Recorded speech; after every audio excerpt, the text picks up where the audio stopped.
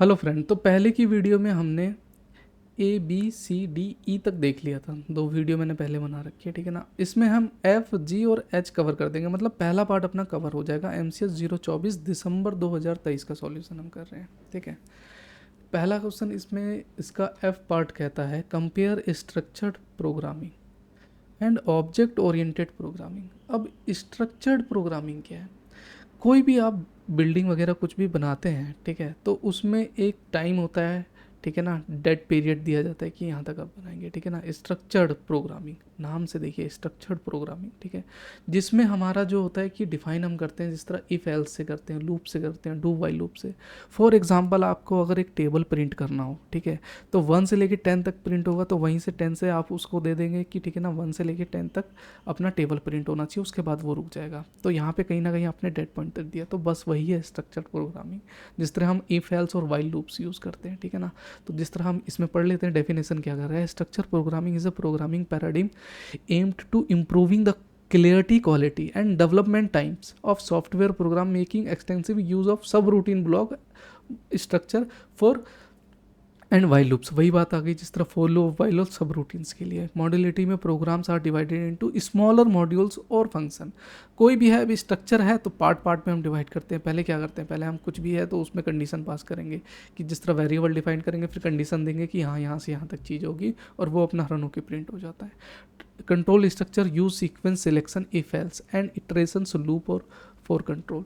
Top design emphasis top down approach to program design where the system is divided into hierarchical modules. वही चीज़ आ गई कि हेरिकल modules में होगा, और टॉप डाउन अप्रोच में। ऑब्जेक्ट ओरिएंटेड प्रोग्रामिंग में देख लेते हैं। अब मैंने पहले की वीडियो में जिस तरह बताया था कि हम जिस तरह प्रोग्राम बनाते हैं, कुछ भी बनाते हैं, तो उसको रन कराने के लिए क्या करते हैं, हम उसका ऑब्जेक्ट बनाते हैं। भाई ऑब्जेक्ट बनाएंगे तभी तो वो रन करेगा। एक एग्जांपल देता हूँ, जिस तरह हमने पेरेंट क्लास बनाया, ठीक है ना। तो पेरेंट्स का क्या है, सन होगा।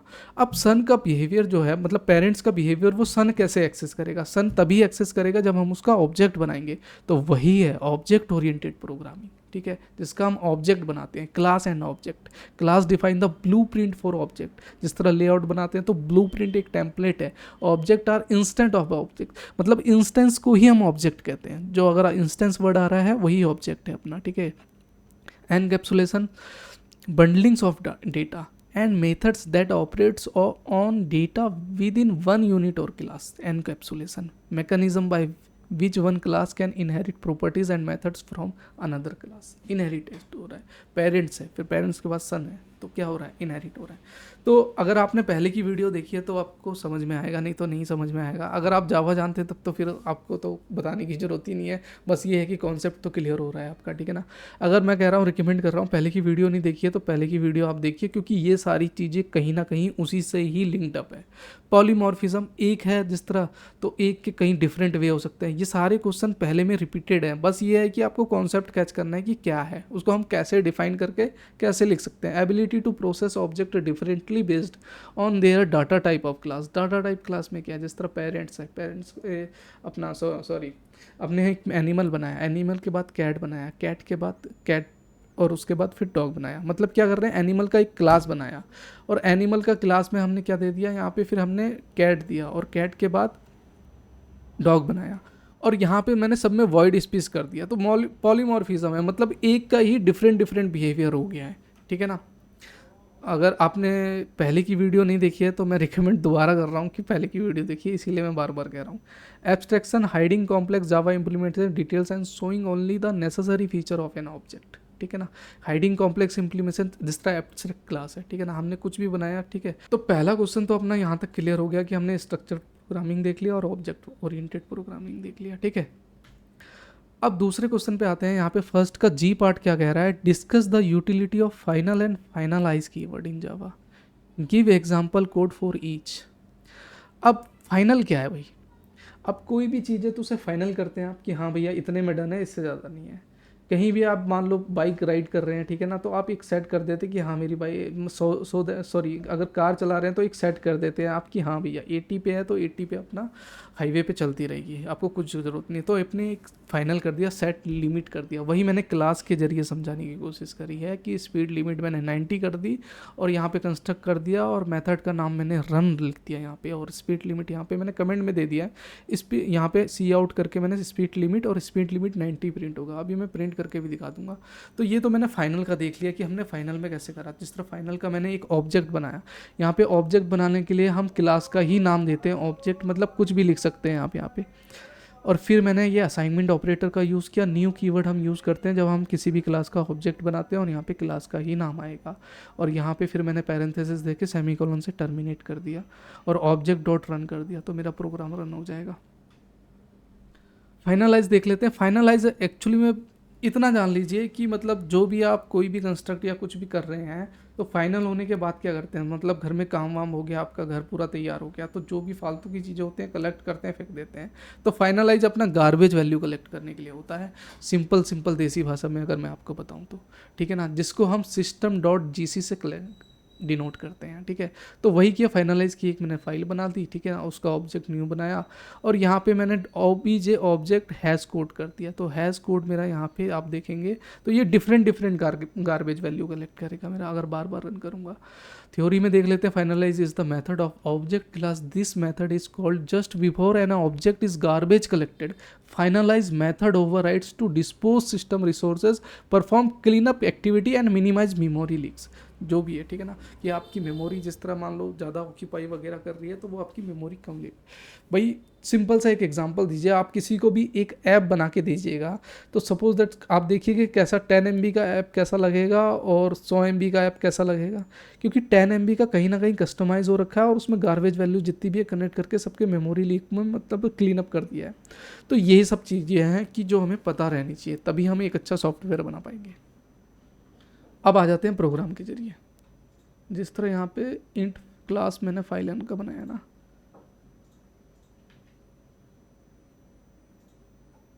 ये क्लास का बनाया मैंने, ठीक है। तो यहाँ पे मैंने क्लास का बनाया जिस तरह मैंने समझा दिया, ठीक है। तो मैं इसे रन करूँगा तो यहाँ पे मेरी स्पीड लिमिट मैंने 90 दे रखी है, जो मेरी 90 प्रीट होगी। क्यों? क्योंकि स्पीड लिमिट को मैंने एक नाम दे दिया है कि भैया मेरी इससे ज़्यादा नहीं है। तो कहीं ना कहीं पे हमने फाइनल कर दिया है स्पीड लिमिट। ये कांस्टेंट है, ये जो हमारा चेंज नहीं हो सकता, ठीक है। तो इसका फाइनल का हमने देख लिया यहाँ पे, ठीक है ना। अब इस पर कन्फ्यूज़ मत होइएगा क्योंकि क्लास का फाइल का ही नेम मैंने क्लास दिया हुआ है। बाकी ये सारी चीज़ें मैंने आपको डीपली बता दी है, और डीपली देखना है तो आप जावा ओप्स की प्लेलिस्ट आप एक्सेस कर लीजिएगा, उसमें देख सकते हैं, ठीक है। अब आ जाते हैं फाइनलाइज में। फाइनलाइज कहाँ गया जी, यही है ना। तो फाइनलाइज में आप देखेंगे कि फाइनलाइज में मैंने कर दिया क्या, इसमें एक फाइनलाइज नाम की ही क्लास बना दी। मेन मेथड में मैंने फाइनलाइज ऑब्जेक्ट और न्यू फाइनलाइज बनाया, जिसने system dot hash codes object plus object dot hash code दिया। कीवर्ड याद रखिएगा आप, ठीक है ना, क्योंकि ऑब्जेक्ट जो बनाया मैंने इसी को हैश कोड दिया जो अपना गार्बेज वैल्यू का रेट करेगा। ऑब्जेक्ट में मैंने यहाँ पे नल दे दिया, नल भी अपना ये है एक प्री डिफाइंड है। सिस्टम डॉट जी सी जो गार्बेज वैल्यू अपना कलेक्ट करेगा, ठीक है।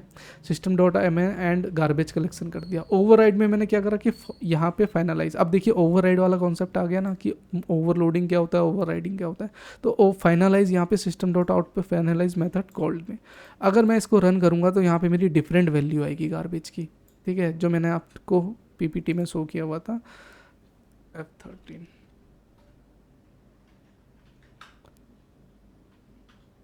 ठीक है, तो यहाँ पे देखेंगे डिफरेंट आ गई। तो ये भी अपना क्वेश्चन क्लियर हो गया फाइनलाइज का कि हम फाइनल में क्या करते हैं और फाइनलाइज में क्या करते हैं। आप सिर्फ सुन भी लीजिएगा ना तो आप थ्योरी भी लिख देंगे तो काफ़ी है। बस एक मैं कह रहा हूँ कि प्रोग्राम भी आपको जो क्वेश्चन में कह रहा है ना कि give example code for each, तो एग्जाम्पल आपको कोड में देना ही पड़ेगा, ये मस्ट है, नहीं तो ये 5 मार्क्स कहीं ना कहीं आपके खा लेगा, ठीक है। तो इस चीज़ का ध्यान रखिएगा, ठीक है। थ्योरी तो लिखते हैं लेकिन एक छोटा सा 3-4 लाइन का प्रोग्राम भी लिखिए। भाई करना क्या है आपको, सिर्फ फाइनलाइज पब्लिक क्लास बनाइए और ये 2 कॉन्सेप्ट याद रखिए क्या है, system dot out print out, ठीक है।